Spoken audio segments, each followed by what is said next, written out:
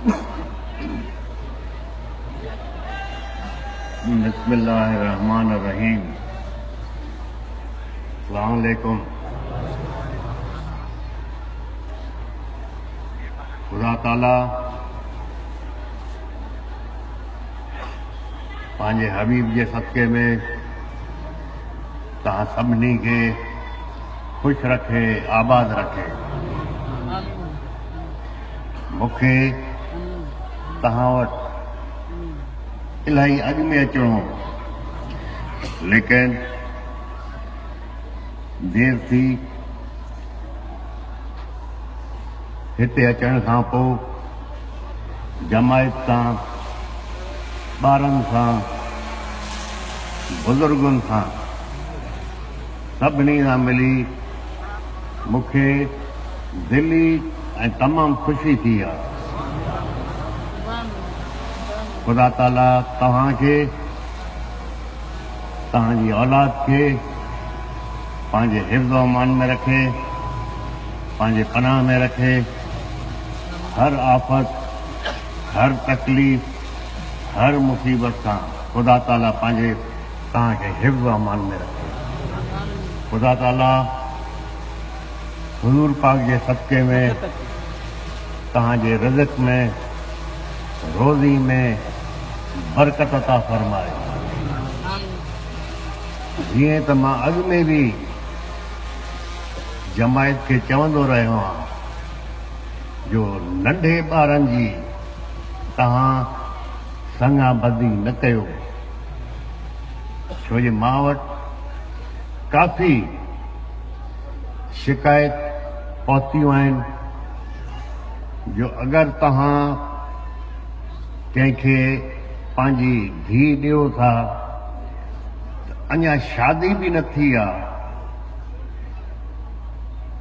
पेट जो अॻु में ई तव्हां उन सां ॻाल्हायो था, बाबा अगरि तोखे छोकिरी थी उनजो संग तूं मूंखे ॾींदे।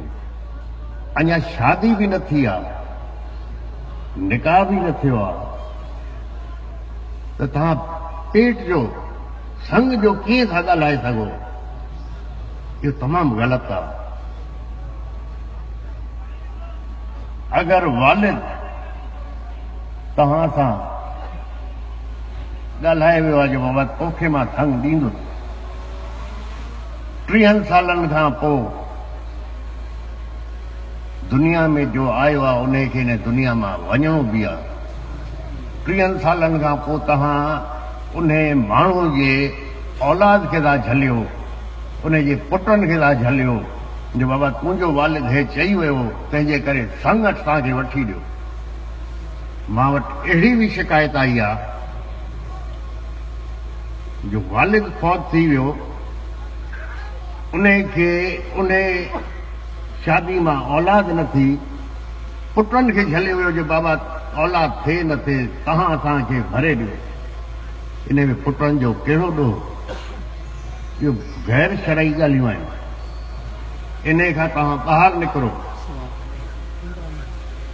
ख़ुदा ताला तव्हांखे पंहिंजे हिफ्ज़ व अमान में रखे, तव्हांखे नेक रस्ते ते हलाए, तव्हांजी औलाद खे वधाए।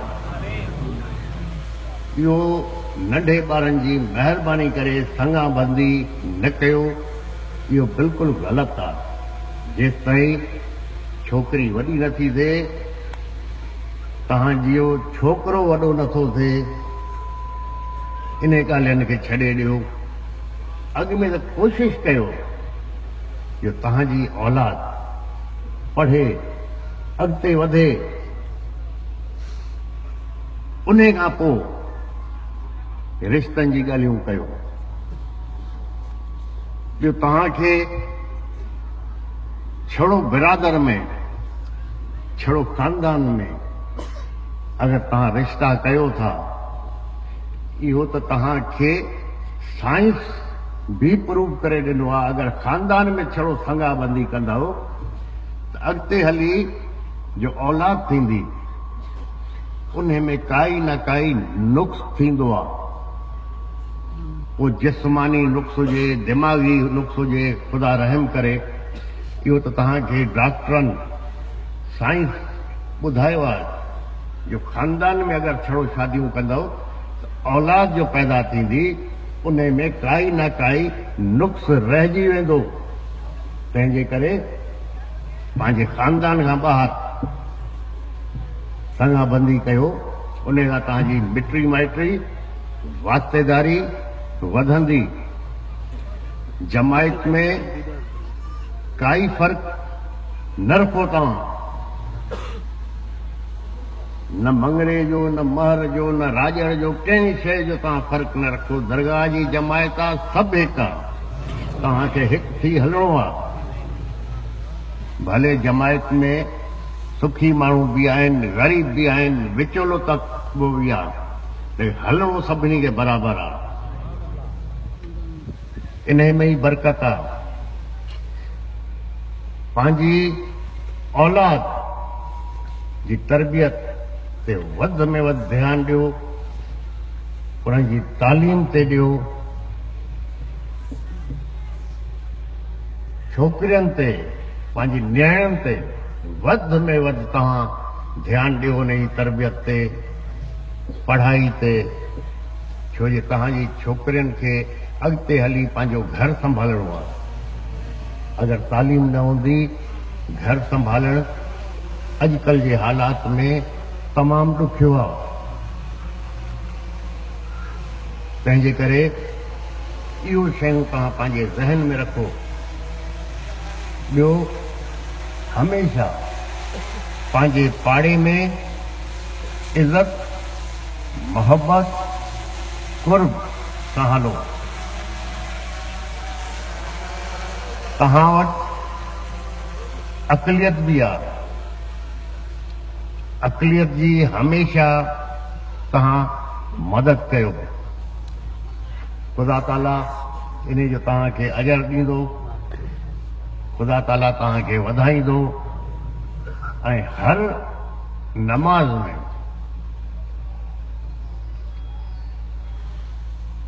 जमायत जे लाइ, दरगाह जे लाइ, इन मुल्क जे लाइ दुआ कयो। तव्हां पंहिंजी फ़ौज जे लाइ हमेशा दुआ कयो। दहशतगर्दी में जेतिरी हिम्मत फ़ौज कई आहे, उहो कंहिंखां लिकियल न आहे। अॼु जो असां घरनि में सुकून सां वेठा आहियूं, इहो जो क़ुर्बानियूं फ़ौज ॾिनियूं आहिनि, शहीद थिया आहिनि, ज़ख़्मी थिया आहिनि, इहो फ़ौज जी क़ुर्बानियूं आहिनि। इहो तव्हां इन जो क़दुरु कयो। तव्हां ज़िक्र, दुरूद, सलात इन जो हमेशा विर्त कयो। इन दुनिया में, आख़िरत में इन जो अजर मिलंदो। जमायत खे मां काफ़ी वक़्त खां चवंदो आहियो आहियां जो आईंदा अचण वारो वक़्तु एतिरो चङो नथो नज़र अचे। महांगाई तमामु वधी वेंदी। तंहिंजे करे जो बि तव्हांजी इनकम आहे, जो बि तव्हांजी आमदन आहे, उन मां कुझु हिसो बचाए रखो। ख़ुदा ख़ैर करे। कहिड़े बि टाइम नंढो ई वॾो बुज़ुर्ग घर में बीमार थी सघे थो, त उन टाइम तव्हां वटि उहो आमदन हुजे, तव्हांखे कमु अचे, तव्हां परेशान न थियो। तंहिंजे करे कुझु हिसो पंहिंजी आमदन जो हमेशा बचाए रखो कि तव्हांखे ॾुखे वक़्त ते कमु अचे। गुज़िरियल साल 2 सालनि खां तव्हां ॾिसो था जो काश्तकार, हारी, ज़मींदार तमामु परेशान हो। सरकार कणक वठण जे लाइ तयारु न हुई। काश्तकार हारियनि खे कणक जे लाइ बोरियूं न मिलियूं, बोरियूं विकामजी वयूं, मिल वारनि खे मिलियूं, मिडल मैन खे मिलियूं, दीवाननि खे मिलियूं। जंहिं हारियनि खां काश्तकार खां अधु क़ीमत में कणक ख़रीद करे ऐं सरकार खे ॾिनी, सरकार खां उन्हनि पूरा पैसा वरिता, जॾहिं त तव्हां ग़रीबनि खे काश्तकारनि खे वॾो नुक़सानु थियो।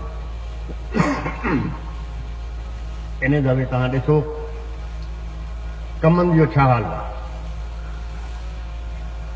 मिल वारनि फ़ैसिलो इहो कयो जो ज़मींदार खे काश्तकार खे सिंध में 100 रुपया मण जी क़ीमत मिले, इन खां मथे न मिले। लेकिन कुझु माण्हुनि इहो बि चयो जो 100 रुपया ज़्यादती आहे। असां पंहिंजे वास्तेदारनि सां जो असांखे हर साल कमंद पहुचाए ॾींदा आहिनि, उन्हनि सां वाइदो करे आया आहियूं जो 140 रुपए जे हिसाब सां असां खां पेमेंट वठो, मिल ते कमंद पहुचायो। अगरि रेट मथे थो वञे, 180 वञे, 170 वञे, सीज़न पूरो थिए, असां सां भई हिसाब कयो, असां तव्हांखे ॾींदासीं। अगरि क़ीमत 140 खां 120 ते थी अचे, 100 ते थी अचे, त वरी बि असां तव्हांखे 140 ॾींदासीं, असां क़ीमत न घटाईंदासीं। त ज़मींदारनि जी पोज़ीशन त इहो आहे, सॼो साल महिनत कनि, उन खां पोइ फसल जी क़ीमत बि न मिले। कमनि जो काश्तकार जो बि आहे उनखे इहो अंदाज़ो हुजणु खपे आईंदा 2 खां 3 साल उन सां साॻी तादी थींदी, कमंद मिल वारा उन खां खणंदा ई न। तंहिंजे करे कमंद जो पोखाई सोचे सम्झी कयो। इंशाअल्लाह ताला ख़ुदा ताला तव्हांखे इन मुल्क खे पंहिंजे हिफ़्ज़ अमान में रखे। ख़ुदा ताला इन मुल्क खे ता क़यामत क़ाइम रखे। आमीन। बिस्मिल्लाह रहमान रहीम। अस्सलातु वस्सलामु अलैका या रसूलल्लाह। मेरे परवरदिगार तो अपने हबीब के सच्चे हैं, संगतन पाक के सच्चे हैं, उन्हें खबर से रात से बोल रखे हमें जन्नत में दाता फरमाए। मेरे परवरदिगार तो अपने हबीब के सच्चे हैं, हमारे को मत हर आफत सवार मत सब हर वसीला को अना मेरा हमारा नित करोगी बरकत से फरमा जो तुम्हें मेरा होता फरमाए नबी उसमें रहनुमाई फरमाए। मेरे परवरदिगार ला